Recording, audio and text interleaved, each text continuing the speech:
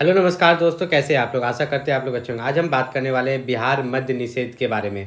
तो जैसा कि आप जानते हैं कि जो आपका यहाँ पर बिहार मद्य निषेध है, कक्षपाल है, ठीक है, यहाँ पर जो दस्ता सिपाही है, तो इन तीनों का जो है एग्ज़ाम डेट यहाँ पर बता दिया गया है कि आपका एग्ज़ाम डेट कौन से मंथ में लिया जाएगा। जैसे कि आप जानते हैं कि 14 नवंबर को, ठीक है, 14 नवंबर को जो हमारे जो आपके मुख्यमंत्री पहले से थे, ठीक है, नीतीश कुमार, उन्हीं को ही मुख्यमंत्री बना दिया गया, ठीक है, बहुमत के साथ। तो इस कारण से जो आपके जो भी भर्ती चल रहा था, ठीक है, जो भी आपका भर्ती चल रहा था वो उसी तरह कंटिन्यू होगा। ऐसा नहीं कि उसका एग्ज़ाम लेट से होगा।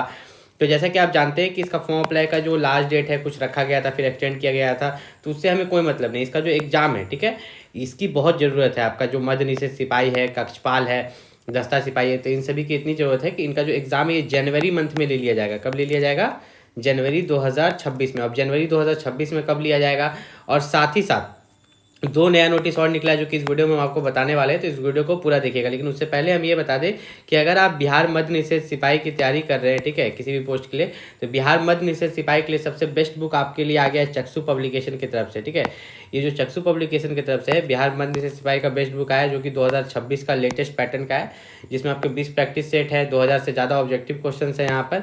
इसमें अगर आप देखिएगा थोड़ा सा नीचे अगर हम लोग चले, तो इस बुक में जो आपके प्रैक्टिस पेपर्स है यहाँ पर एक एक करके दिए गए हैं। और इसमें इस प्रैक्टिस पेपर का खास बात क्या है, जैसे यहाँ पर क्वेश्चन नंबर 1 आपने देखा, ठीक है, फिर हम लोग गए यहाँ नीचे 100 तक। कहाँ गए? 100 तक।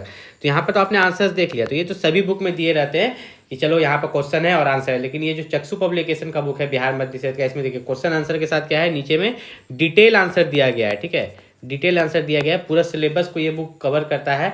हर तरह के क्वेश्चंस आपको प्रीवियस ईयर क्वेश्चन पेपर से लेके प्रैक्टिस क्वेश्चन पेपर हर कुछ इसमें मिल जाएगा। यहाँ पे आपको डिटेल में, जैसे 1 का बी डिटेल में, 2 का डी डिटेल में, 3 का, ये सब क्वेश्चन का आंसर डिटेल में दिया गया है। किसी भी टीचर की जरूरत नहीं है, इसी बुक से आप तैयारी कर सकते हैं। इस बुक को जो परचेस करने का लिंक है इस वीडियो के डिस्क्रिप्शन में दिया गया है। डिस्क्रिप्शन में जाकर लिंक पर क्लिक करके आप परचेस कर सकते हैं। अमेजॉन और फ्लिपकार्ट दोनों का लिंक वीडियो के डिस्क्रिप्शन में दिया गया है चक्षु पब्लिकेशन का बुक का। अब हम बात करते हैं कि आगे जो और 2 नया नोटिस यहाँ पर क्या बताया गया है। देखिए, सबसे पहले यहाँ पर बात करें तो यहाँ पर आपने वैकेंसीज देखा होगा कि वैकेंसीज यहाँ पर बहुत कम है, ठीक है। वैकेंसीज की संख्या अगर हम लोग यहाँ पर देखें तो बहुत कम है, कि टोटल वैकेंसी 4128 है। लेकिन ये जो मद्य निषेध सिपाही है और कक्षपाल है, इनकी वैकेंसीज थोड़ी इंक्रीज़ की जाएगी, ठीक है। इनका वैकेंसी जो है थोड़ा इंक्रीज़ होगा यहाँ पर। अब कितना इंक्रीज़ होगा ये नहीं बताया गया है, लेकिन ये बताया गया है कि इनकी वैकेंसीज इंक्रीज़ देखने को आपको मिलेगी। और सबसे डाउटफुल एक होता है कि एक बच्चा कमेंट कर रहा था कि सर सैलरी 21,700 है, कितना कम सैलरी है, स्टार्टिंग सैलरी यहाँ दिया गया है ना। तो ये बेसिक पे है, ये बेसिक पे है। इसका मतलब है कि 21,700 में आपको जो है यहाँ पर डीए भी जुटता है। अब ये डीए क्या होता है आप सोचिएगा। डीए का मतलब जो होता है वो महंगाई भत्ता होता है, ठीक है। महंगाई भत्ता जो है आपका जो है सैलरी का आधा होता है। जैसे कि यहाँ पर आपका सैलरी का आधा कितना हो जाएगा, 10,850, और फिर 5,000 जो है आपका यहाँ पर HRA होगा, हाउस रेंट अलाउंस रहने का। तो तीनों को जोड़िएगा ना, तो वो आपका जो है स्टार्टिंग मंथ जो है, पहला मंथ का जो सैलरी है वो यहाँ पर होने वाला है, ठीक। तो वो अगर आप देखिएगा तो लगभग आपका 37,000 आता है। कितना? 37,550 ये आपकी स्टार्टिंग सैलरी रहेगी। ये सबको पता है। अब बहुत लोग बोलते हैं कि रिटायरमेंट की तरह जब आप रिटायर करोगे तो क्या सैलरी रहेगी, बिना प्रमोशन का भी अगर रिटायर करते हो तो ये है आपका 69,100। क्या है? 69,100 आपका सैलरी रहेगा, जिसमें आपका जो है ये जुटेगा, क्या बोलते हैं इसको, डीए, महंगाई भत्ता। तो अगर आप डीए जोड़ लो तो 69,100 का जो है आधा कर लो। क्या कर लो? आधा कर लोगे तो 34,000 यहाँ पर सब कुछ 550 हो जाएगा।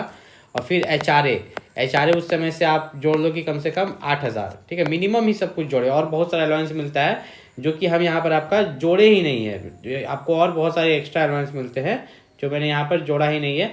तो लगभग जो है आपका 1,11,000, ठीक है, 1,11,650, ठीक है, 1 लाख प्लस सैलरी रहता है आपके रिटायरमेंट के समय यहाँ पर, अगर आप बिहार मद्य निषेध में ज्वाइन करते हो। तो ये तो जो कमेंट आया था, इसी तरह आप अपना डाउट जो है यहाँ पर नीचे में कमेंट कर सकते हो। एग्जाम डेट के बारे में डिटेल में बात करते हैं। तो देखिए यहाँ पर जो एग्ज़ाम होगा आपका, ठीक है, यहाँ पर जो एग्ज़ाम होगा, एग्ज़ाम के बारे में, लिखित परीक्षा, सबसे पहले आपका लिखित परीक्षा ही होगा।